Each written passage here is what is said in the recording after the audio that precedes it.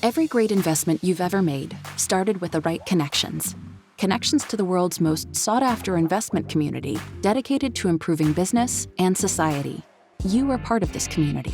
Welcome to iConnections Global Alternatives Conference.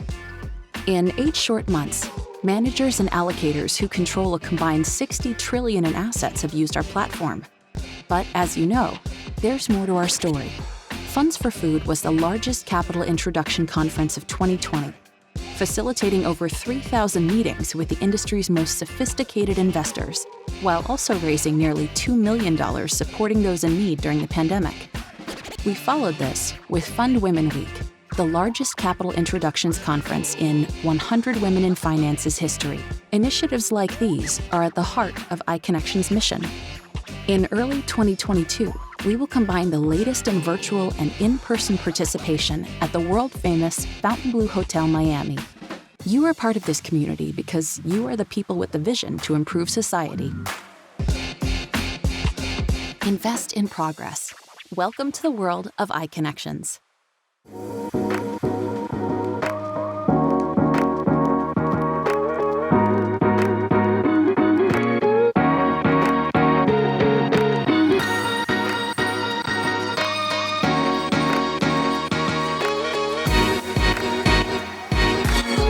Hello everyone, I'm Ron Biscardi, the CEO of iConnections.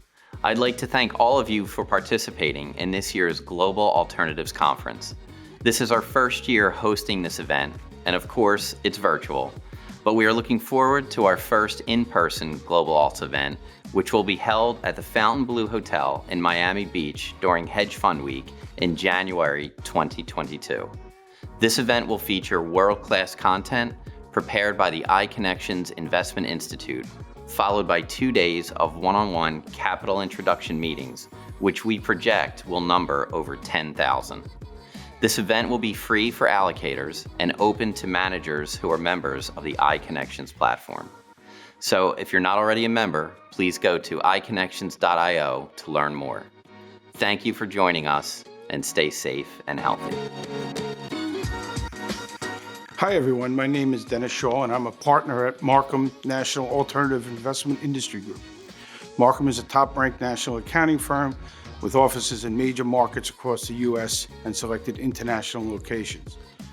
As a firm, we serve both privately held and publicly registered companies, as well as nonprofit organizations, high net worth individuals, private equity funds, and hedge funds. We focus on the middle market companies and closely held family businesses. Gillian covers a range of economic, financial, political, and social issues and has been named Columnist of the Year by the British Press Award, as well as the recipient of the Royal Anthropological Institute Marsh Award. In June 2009, her book Fool's Gold won Financial Book of the Year at the inaugural Spears Book Awards. I will now hand it over to Gillian to begin the dynamic discussion. Well, hello, everyone, and welcome to this iConnections and Intelligence Squared event with me, Francine Lacqua. I'm delighted to introduce our guest today. Gillian Tett, of course, chair of the Editorial Board and U.S. Editor-at-Large at the Financial Times. She's an award-winning columnist who writes regularly on the state of the economy and the future of capitalism. She is also the author of many books, including the forthcoming one, The Anthro-Vision, A New Way to See in Business and Life, published in June 2021. So Gillian, you've been very productive, probably more productive than any of us in lockdown. And now today's event is going to run for about 45 minutes. For about 30 minutes, I'm going to be having a conversation with Gillian. And then, of course, in the second part, we're going to be taking your questions. So don't forget to submit them in the chat that you can see right next to you. Now, this is where we want to start, Gillian. First of all, thank you so much for making the time to speak to us. It's been quite an important 12 months, a difficult 12 months. A lot of people have had a tough time. We've seen people lose livelihood. We've seen a lot of people being displaced just by the pandemic, a huge central bank action. Where do we go from here? How is it possible to rebuild better? Well, many people might say that at the moment, the priority should be simply rebuilding, period. But it's fascinating because just over a year and a half ago, the Financial Times created a platform called Moral Money, which is looking at environmental, social, and governance issues. And I have to be honest that when the COVID-19 crisis first hit, I, like many people, thought that that would rather derail the whole ESG movement because people wouldn't have the time or luxury to actually focus on these issues. Turned out I was completely wrong. It's actually intensified it. And I think there's a growing recognition that the pandemic has been a wake-up call on so many fronts in terms of things that are broken in our world today. And there's a growing recognition that if you do want to try and rebuild, you're going to have to try to rebuild in a different way. If you look at even the events of the last couple of weeks, we had the inauguration. Before that, we have the riots at Capitol Hill. We had huge fires last year in Australia and California. Does it come to a point that people really rebuild better, or they're just talking about rebuilding better? Like, do we need to rethink capitalism? Well, the honest answer, we don't know. But if you look at the issue of climate change, there are at least three reasons why COVID-19, I think, has concentrated debate around climate change. Firstly, that the pandemic showed us that you can't ignore science, whatever you think about it. Secondly, it showed us that we really are interconnected in humanity in a chain. And if the weakest link breaks, then we all suffer. I mean, it doesn't matter if, a faraway country gets a pandemic and you want to ignore them, it can end up affecting you. And thirdly, the pandemic also shows that behavior can change in surprising ways amongst populations when they understand what's at stake. And all of those issues, I think, have really concentrated minds around climate change because they all apply to climate change as well. So what we're seeing right now is really a very strong recognition that as people start thinking about how to spend money to revitalize the economy, where to invest as an investor, or how to redesign businesses, questions about environment can no longer be treated as just an externality or something outside the model or the plan. It's having to be baked into the plan as well. And the same is true of many S factors, social factors. Gillian, when you, through your reporting and your writings, how much of this is people talking and how much of this is, obscuring the numbers to please either shareholders or millennials or your consumers? And how much of this is actually real action to combat climate change? There is absolutely a lot of greenwashing going on. There's a lot of lip service. There's frankly quite a lot of hypocrisy too, and then no one should be in any doubt about this. And, in many ways, it's a very, very not so much gray area as what I like to call an olive area. It's a muddy mix of green and brown, and much of what's happening is on a spectrum. In some ways, that's understandable or inevitable because you can't go from brown to green overnight in most cases. And in some ways, it's unrealistic for activists to demand that companies instantly go from brown to green in one shot. The very fact that people are moving along that olive curve is encouraging. However, there is a lot of greenwashing. There is a danger of a green bubble. There absolutely is a danger of the hype and the innovation spinning out of control if people don't find better ways of actually monitoring and tracking what's going on. But perhaps the most important thing to realize about what's happening right now is that ESG started out as an activist movement, really driven by people who wanted to change the world. It then morphed into a movement about sustainability of people who were trying to do no harm to the world. What's happening now is it's become a movement about people who want to do no harm to themselves. It's really about people trying to guard their reputations, trying to prevent their portfolios being damaged from so-called stranded assets, from people worried about losing customers and employees or suffering, regulatory fines if environmental spills happen or things like that.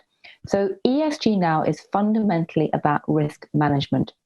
You can say that makes it hypocritical and ridiculous, or you can say, as someone who's covered real-life revolutions before, revolutions happen not when a tiny minority of activists actually start campaigning, but when the silent majority realize it's riskier to try and fight change. And we're at that tipping point now. Is there anything, Gillian, that you think could actually derail this movement? Absolutely. There's really two or three things. Firstly, there is a danger, as I said before, that this innovation spirals out of control faster than the frameworks around it to provide transparency and credibility actually develop as well. And we've seen so many times in the history of finance that brilliant ideas do some good, often are driven by good motives, and then go badly wrong. And that could happen again if we don't get the transparency and consistency of reporting we need. The second issue is that we move into a world where actually suddenly policy goes so right, everything grows, everyone's happy, everyone has, stops worrying about income inequality, et cetera, that people don't actually feel the need to actually look at these issues anymore. And of course, there's always a question that somehow climate change stops. I think the last scenarios are pretty unlikely. The first one, though, is absolutely a possibility. Talk to me about conscious capitalism. How does this fit in with this idea of conscious capitalism? And if you have capitalism, just by the pure definition of it, can it be conscious? Well, I think that if you take capitalism as something which really grew out of Adam Smith's vision, as people often point out these days, there were two parts to it. There was the Wealth of Nations, which was all about free market competition, driving innovation and growth. And then there was a second book, The Theory of Moral Sentiments, which is about the need to put markets into a moral, legal, and ethical framework, and to be really aware that when you have a market, you have to recognize it's part of society. That second part of the book second book was rather ignored for much of the last couple of decades of the 20th century. I think what's happening now is those two parts of Adam Smith's vision are coming together, which is actually one of the reasons I called it moral money, after the theory of moral sentiments, not because I was wanting to sound like I was being religiously pious or anything like that. And in many ways, the key thing to understand about conscious capitalism, or what you could also call consequence-based capitalism, is that for much of the last couple of decades of the 20th century, corporate executives and investors were trained to really adopt tunnel vision. They didn't have to think about the consequences of what they were doing. They basically just wanted to make returns, and the rest of it they thought they could outsource to government or charity or something like that. Milton Friedman assumed that all the really tough decisions in life were basically for governments to take about society. These days, no one trusts government to do anything. So the context has changed radically from where Milton Friedman was actually developing his ideas in the middle of the 20th century. But also people are realizing that actually everything you do has a consequence. And people used to talk about ESG being impact investing. And there is still impact investing, which is really determined to invest for good, for social outcomes. But in some ways, that's a complete misnomer, because all investing has an impact. The question which is critical is, do you think about the impact? Do you try and measure the impact? Do you actually take responsibility for the impact or not? And for many years, the answer was no, I don't. That is what is now changing. And that is at the heart of conscious capitalism, consequence-based capitalism, whatever you want to call it, or if you like, moral money.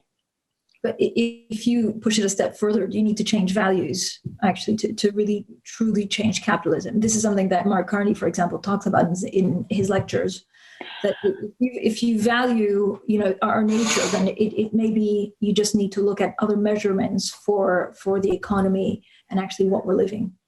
Well, there's two issues there, and this really cuts to the heart of the book I've written and that's coming out soon called Anthrovision, which is, I'm trained as a cultural anthropologist. I did a PhD in it. And anthropology has always argued that the economy is not just about money and monetary measures, it's about exchanges which bind us together. And when people talk about value, yes, you can say there's monetary value, but most of us don't just live by monetary value. We have a much broader sense of value. So another way of saying what's going on right now, Mark Carney talks about values in his Reith lectures, which were absolutely fascinating. The way I look at it, though, is slightly different. 20th century, the last few decades, were all about developing tools dominated with tunnel vision. They were bounded tools, whether it's an economic model where you factored in what you cared about and everything else was an externality. That was the economy. So that was the environment, was an externality. Or a financial plan where you focused on returns on your balance sheet and everything else was kind of like a footnote. It wasn't actually in the accounts. Or whether it was a computing coding model, you basically focused on developing your computer code and everything else was kind of like off the screen. That tunnel vision works fine in a world which is fairly predictable, stable, and where you can actually think that the future is going to be a bit like the past. Today, we live through what the military calls, or the US military calls, VUCA, volatility, uncertainty, complexity, and ambiguity. And so suddenly people are realizing that actually the externalities can sometimes be more important than the model. You have to have lateral vision, not tunnel vision, or anthrovision, I call it. So the other way to think about what's happening with conscious capitalism is that conscious capitalism, ESG, is a reaction to VUCA. One set of ugly acronyms has produced another ugly acronym. But the point is, people want a broader vision than they were using 20 years ago. Did you actually write the book in lockdown, or did you start before? I absolutely wrote the book in lockdown.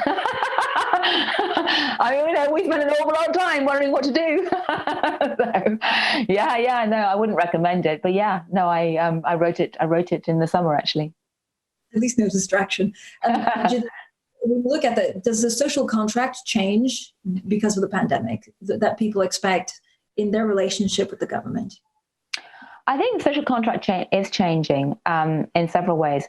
Firstly, people have been forced to wake up and recognize that actually there is a value to government, period. I mean, that was so unfashionable to talk about 20, 30 years ago. But hey, there are no atheists in a foxhole. There are no people who want to be extreme libertarians when you have a pandemic, because guess what? You need somebody to try and organize finding a cure, distributing it, et cetera, et cetera. So that's the first point. I think the second point, which is incredibly important, is that people have realized during the pandemic that social behavior, rituals, values, expectations are not set in stone. They are incredibly important, but they're not fixed. And at times of crisis, they can change. People can rewrite the social contract. And to give you a tiny trivial example, in New York, when the pandemic first started, I wrote a column saying that actually one thing people realized in Asia, where I used to live, and anthropologists have studied this extensively, is that when a pandemic hits, the importance of wearing a mask is not actually through the physical medical science reasons, i.e. the fabric stops germs. It's because a mask is a very powerful signal to yourself psychologically when you put it on that you have to be aware and change your behavior. And it's also a very important signal to the group that actually you're respecting cultural norms and you have a sense of responsibility. It's difficult to overstate how important those cultural and psychological factors are. And I actually said back in April, another area where I was wrong, I couldn't imagine the New Yorkers ever embracing masks as I've seen the Japanese or other Asian nations do. Because, New York is individualistic. Masks were a sign of total stigma 2 years ago. And a friend of mine said, well, how do you know? Because actually no one ever wore cycling helmets or ski helmets a few years ago. And I thought, yeah, I'm wrong. Well, guess what? I was completely wrong. Today, you would not stand outside your front door without putting on a mask in Manhattan. It's as shameful as going outside not wearing pants or trousers. And the point is that social contracts can change. So that's the second point. I think social contracts are changing.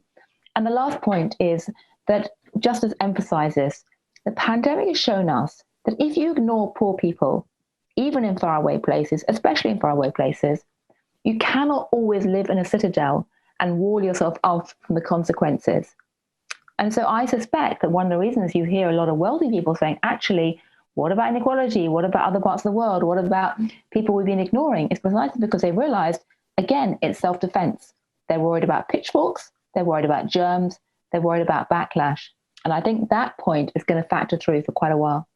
Is there a danger then that once we all get vaccinated and go to something that looks a bit more like normality, or at least more like it did in 2019, that people forget talking and looking for equality? Yep, there's absolutely danger. Absolutely danger. Human memory is very short. People go in cycles. What you really want to create good policy in any arena, whether it's financial policy, medical policy, anything else, is a kind of Goldilocks shock, which is just big enough to shake you up, but not big enough to blow up the world. Sadly, that rarely happens. But, I think we'll remember this for a while. But, I think that certainly there's a lot in flux, and that's both good and bad. And I'll give you one example, which is that when things are in flux like that, governments and individuals and corporate leaders really have a choice about how they behave. And you are on a wonderful McKinsey-style decision tree, if you like. When New York and London both went into lockdown back in April, March last year, both New York and London looked extremely unlikely to embrace masks, to go back to this trivial point. There was equal amounts of hostility in both capital cities. New York, as much through luck as design, basically engaged on a very effective messaging campaign and really changed social norms. So there's no laws saying you have to wear masks on the street in New York at all, but there's strong social norms and they changed. London, where do I start? the policy has been disastrous. They've gone back and forth and done absolutely everything wrong from behavioral science perspective. They're now getting the vaccine right and doing much better than, say, New York in that respect. But a year later, what you're seeing in London is still a lot of people not wearing masks, tremendous hostility towards it, tremendous bitterness and anger amongst my British friends and family about the way things have developed. And you have a very different situation. So again, looking forward to the post-pandemic world, we absolutely have a choice about how we do build or don't build back better. And it's going to be very interesting to see whether that option is chosen or not. Do you believe that governments will have more of a heavy hand into the economy because of this possible new contract, because we're expecting more from healthcare, but just in general because they've had to step in with the furlough programs and so much assistance to people that have needed it during the pandemic? I think governments will be having a heavy hand, but I think also that in many ways they've already been getting a heavier hand. And if you look at what's happening in financial markets in the last few years, it's astonishing how dominant governments have become in the form of central banks. I mean, that's really very, very striking indeed. So we're kind of fooling ourselves if we think that we've gone from having complete libertarian world into a heavy-handed government world.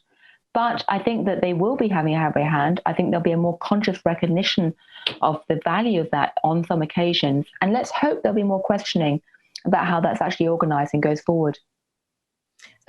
Gillian, when you do good in capitalism or to fight inequality, is there always a trade-off with profit, at least at the beginning? There often is, and we should recognize that and not be naive about it. But in the medium to long term, there may not be, often isn't. It's quite interesting because many ESG funds have actually outperformed the mainstream markets in 2020. That's partly because they had, the numbers are flattered by the oil factor, because anything which held oil, fossil fuel stocks got badly damaged. Anything which didn't, which was ESG stocks, didn't. It's also because the tech stocks did well and that many of those are deemed to be ESG friendly. But it's also because it's very clear that companies which are performing well on ESG metrics, they often do that by scrutinizing their supply chain and things like that. They tend to just be better run in general. And so that's often a key factor which is driving the outperformance. And that applies to the medium term, because if you have sufficient organizational skills to overhaul your logistics to see whether you are poisoning the rainforest or underpaying people, et cetera, you probably have a lot more resiliency than other companies, and that will help you in the longer term. But is this willing chief executives or willing companies to do this, or is this out of shame, out of shareholders, and out of, again, the pressure coming from consumers or whoever you're selling to? Well, I think it's a combination. I mean, as I said before, fundamentally ESG now is being driven as much by risk management incentives as activist sentiments, in my view, amongst the C-suite. And so people realize that if they don't do this, they're going to face pitchforks, they're going to face the risk of stranded assets, they're going to face reputational damage, all of these issues. And an event like the hashtag #MeToo rebellion, whatever you want to call it, a couple of years ago was very striking because, until quite recently, the idea of worrying about gender issues in a big company was seen as hippy-dippy and la-la and basically a bit irrelevant to any red-blooded corporate executive. I know that because, I'm trained as an anthropologist, and when I used to tell people on Wall Street or in large companies that I was an anthropologist, what they used to say to me, oh, that's, very interesting. Isn't that a bit hippie? And hashtag #MeToo showed that actually these kind of issues are not hippie. When you've actually had your CEO kicked out, or when you've had 3 or 4 senior board members suddenly, facing problems, suddenly gender issues are not hippie.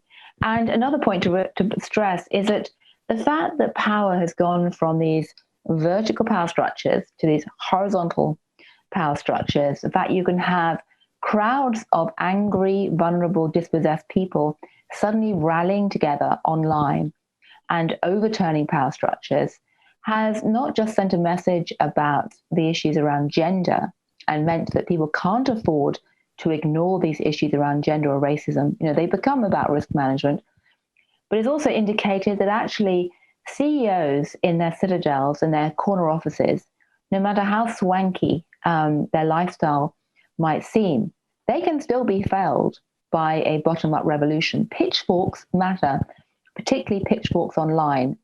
And I think that, again, is feeding into this feeling from the perspective of the elite that actually ignoring this stuff is bad risk management. Is it a crucial point in the next 18 months? So when a lot of furlough programs, when a lot of the support from central banks is taken away, is that when you're going to see whether people feel like they're if not better off, at least okay post-pandemic? And if not, sorry, what happens if we don't in the next 12 to 18 months actually try and fix, Gillian, some of the bads that have come out of this pandemic? I think that if we come out of this pandemic with income inequality getting worse, with signs that the climate change is getting worse and affecting the most vulnerable, and it's worth stressing that the biggest victims of climate change are the most vulnerable. I think what you'll start to see is more social unrest and more anger. There's a thought among some people that actually will come out of this pandemic and there'll be such a wild economic boom that it will all trickle down, everyone will be happy and no one will ever complain again. But there's another way of looking at it, which is if we come out of this pandemic and actually people still feel that they're not seeing the fruits of economic growth, what you'll have is a world where people have actually already seen all the certainties ripped away, where rules have been broken big time, where actually they've realized that sometimes the unimaginable and unexpected can be imagined and can actually materialize. And I think you're going to see more demands for change, more anger, and potentially more upheaval. That's only if we actually come out of this and really do not take the chance to kind of get more people feeling like they have a skin in the game and actually are involved in trying to rebuild society effectively. And this is what, in the US or across the board? Do you worry about this? I think it's both the US and the UK. I'll be less confident about the mood right now in continental Europe, but those are the two countries I've seen and which I track particularly closely. It's worth pointing out that after World War II, everything had been shattered and shaken up. And when people came back, everyone assumed that Winston Churchill would be elected again back into office. He just won the war. And of course he wasn't. And there was this, sort of desperate yearning for something different from a shake-up. That was actually the first time the Build Back Better slogan was actually used. And in some ways that's a good warning, and it's also an encouraging moment, because that Build Back Better slogan after World War II was used to create things like the National Health Service and other aspects of, post-war British society, which we now treasure. Many changes took place in America as well. Basically, an entire generation was given access to university education in a way that was probably the most powerful factor for social mobility in post-war America than there's been ever since. So change is possible. What advice, or if a chief executive came to you and said, look, I want to do more on ESG, I want to engage more with the ESG sector, what would you tell them? Well, the first thing I'd say is make sure it's not in a siloed, ring-fenced department called the ESG department. It needs to be absolutely central to operations. If you go back 15, 20 years, every company had a CSR department. A bit like the same way that every company used to have a tech department or an IT department, which is where all the tech sat and nobody else worried about it. Everyone now knows that they need to know how to switch on their computer, and tech is everywhere if you're creating business strategy. So the first point is to recognize it has to be central to your operation. The second point to recognize is that it can't just be tokenism. It actually has to be a genuine desire to try and rethink your operations with lateral vision. And to try and see around corners and to look at issues which you wouldn't have looked at before. And doing that shift of perspective may actually involve walking in other people's shoes. One of the key lessons in my book is, as an anthropologist, you're trained to try and get empathy for people who are different from you, to try and walk in other people's shoes, to try and see the world from someone else's perspective. So many of the corporate leaders and financial leaders in the last 15, 20 years have failed to do that. If you think about the tech titans from Wall Street, or the titans of Wall Street or the tech titans, how many of them actually tried consciously to see themselves as the rest of the world saw them? Very few. So that's a very important thing, widening the lens, trying to get a different perspective. And the last thing is to recognize that actually embracing ESG, yes, it may be risky, but actually it can build a more sustainable business. And perhaps even if not a more profitable business, maybe you won't suffer in profits in the way that people have feared in the past. Is it possible today to lead a big organization without a point of view on some of what we've seen, be it the Black Lives Matter movement or social injustice, inequality, gender, or climate change? I think it's becoming increasingly hard as a CEO to avoid expressing a perspective. Most CEOs were trained not to do this, and most CEOs remain very nervous about being political in public. If you look at things like the Edelman Trust Barometer, which comes out each year, the latest survey, which was released just last week, shows very clearly that the good news is, from CEOs' perspective, is that they're actually trusted more than more than government these days to lead. Government's seen as being unethical and incompetent. They're trusted more than non-governmental organizations as well to get stuff done, because NGOs are seen as being ethical but a bit incompetent. They're definitely trusted more than the media, which many CEOs might regard as divine retribution. But they're also, they're viewed as, moderately ethical and more competent than most other operations. And the other element that came out of the Edelman Trust Barometer is that people are really trusting local. They want to know what their local CEO, their own CEO is doing. One sign of that, which is, again, very chilling for the media, is that companies' own newsletters are a more trusted source of information than the mainstream media. So that's good news for companies. The bad news is that means that expectations are sky high. And if companies don't at least try to meet those expectations, then they are going to suffer. How does the media actually regain that trust? And after that, we'll go to a bit of Q&A. I think it's very tough for the media to regain that trust quickly. As a journalist, as I'm sure you are, as a journalist also feeling, I'm very sad, very challenged. I think that we need to, on the one hand, do what we always do, which is to try and tell the truth as honestly and fairly as we can, point one.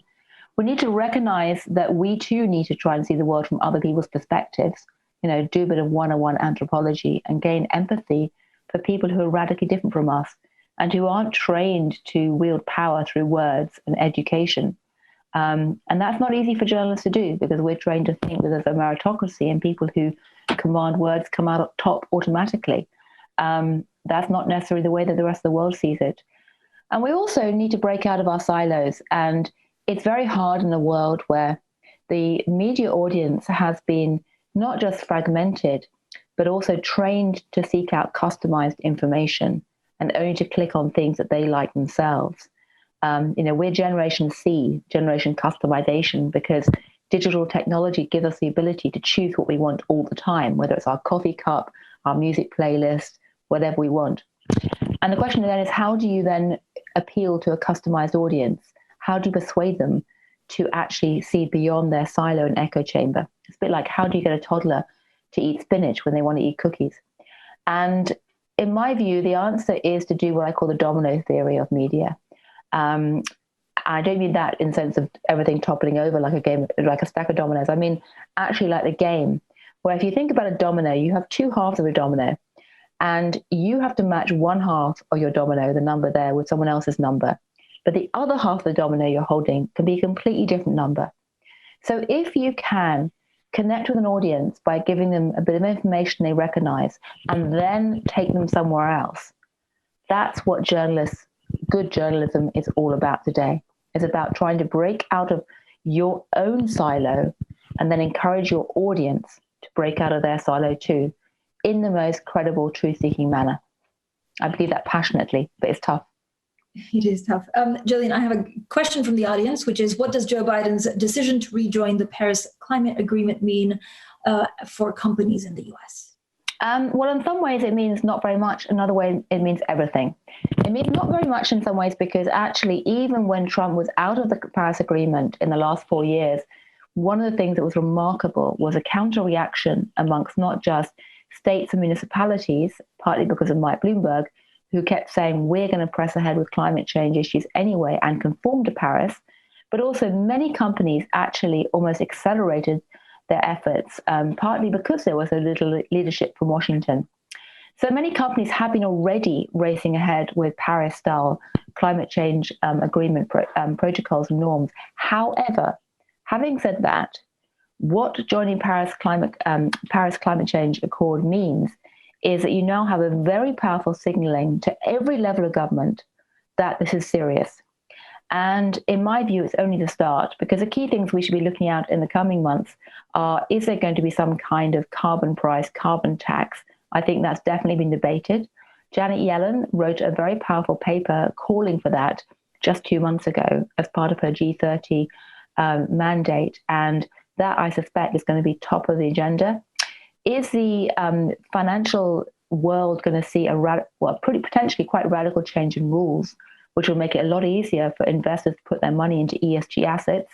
I think that's very likely. And if that happens, that could have really radical implications. Are we obviously going to see a lot more clampdown on fossil fuels? Yes, almost certainly. Will we see a lot more money flowing into renewables? Yes, almost certainly. Will we see blended finance emerge? And this, for me, is one of the big issues, is using government money to act as a wrapper to encourage private sector capital to flow into these areas too. And all of that will be easier to organize with a climate change accord.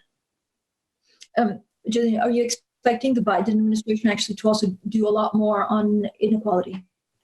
I think they're certainly going to talk about a lot more about it. How much they actually do remains to be seen.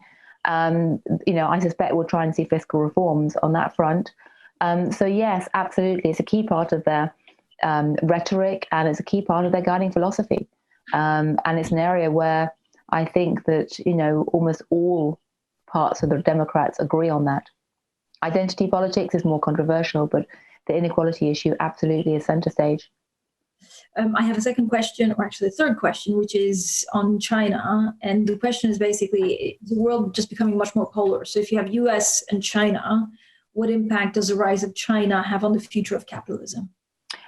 The impact of the rise of China is very interesting, because what you have is essentially a contrary vision of the political economy emerging that's powerful. And you've always had different visions of the political economy around. I mean, plenty of them, whether it's communism, whether it's Japan's vision of paternalistic capitalism in a way, or whether it's all kinds of third world or Middle Eastern visions of capitalism. But the Chinese vision of the political economy is very, very, not just different, but very powerful. And, I think it's going to raise a lot of questions about whether it's better to try to operate outside the state or inside the state, and how the two things, dovetail. What's clear is that China's vision of capitalism still involves markets, but just markets that are more hemmed in and essentially focus on particular areas of the political economy, not the entire political economy. So, there's a lot to play for still there. I have another question, which kind of goes to what you were just saying. Is conscious capitalism a Western idea, or do you see non-Western countries also embracing it? That's a very interesting question, because I have spent a large part of my life in Japan, and we're actually owned by the Nikkei, the Financial Times. So I'm very keenly aware of what's happening in Japan. And in some ways, Japan has always had a very strong sense of stakeholder capitalism. In the late 20th century, when the West was going down this Milton Friedman-esque, we only care about shareholders route, it's absolutely not going down that route at all. They were, on the contrary, have always been embracing stakeholders much, much more enthusiastically. And so in some ways, they're actually better placed than the West to look at conscious capitalism. In other areas, they're not. But it's certainly an area where it should stand as a challenge to the West, and assuming that they have a monopoly on what is correct and right. And even there are some elements of the Chinese approach may be, give a different twist onto this debate. For example, this idea of looking after workers is actually quite part of the discussion inside some of the Chinese C-suites, in a way that Americans might not recognize, or British people. Gillian, so this audience member is writing, is there anything in particular, any innovation or even startups that you have seen that you think are solving some of these big societal problems, or at least helping to try and solve them? There's an enormous amount of stuff happening. It's an incredibly exciting time. and not just innovation in the West, all over the world. I mean, whether it's, from, looking at digital finance payments, which, by the way, a lot of the digital mobile payments, which have given so much more financial inclusion and power to vulnerable, dispossessed communities, that, originated in Kenya with M-Pesa, whether it's things like programs like the One Laptop per Child, whether it's efforts to try and create, electric cars and batteries and things like that. There's a lot of energy around innovation and startups right now, and that's incredibly exciting. Gillian, we're out of time. One more question. What was the most exciting thing about writing the book, or the most frustrating? Since I'm fascinated. It was an extremely difficult book to write because I used my own life story as a trajectory. And when I first sat down and drew it up, I thought, yeah, that'd be really easy. I started my life as a PhD in anthropology, living up in Tajikistan on the borders of Afghanistan, up in a high mountain village, as a Tajik girl, looking after goats and babies and basically, literally living as a Tajik girl. And then went from there to become a journalist and cover the financial crisis, worked in Japan, London, everything else like that. So I thought, I'll just tell my story, and that would provide a narrative arc of why anthropology is so useful for everything from predicting the 2008 financial crisis to understanding tech or the rise of Donald Trump. But writing about yourself is hell. Don't do it. It was very painful and took a long time. So that was the worst thing of all. And the best thing of all was just finishing the wretched thing. When's the book out? It's out in June. All right. Gillian, thank you. Thank you.